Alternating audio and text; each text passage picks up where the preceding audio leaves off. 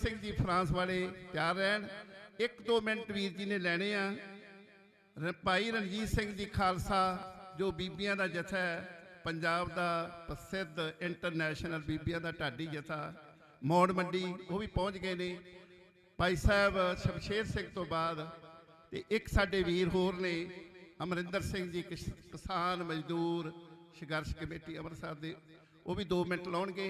तो निमरता सहित बेनती है जेडे भी दूर दराडे मेरे ये आवाज़ सुन रहे ने, वो किरपा करन, बख्शिश करन। जे एडी दूरों चल के आ ही गए हो, इत्थे आके कुछ विचार सुनो ताकि अपना अगले भविख के हर मनुख का आपो अपना एक तजर्बा हुंदा, वो विचार आप जरूर समर्पण करिए। भाई साहब भाई रजिंदर सिंह जी पुरेवाल, डरबी इंग्लैंड।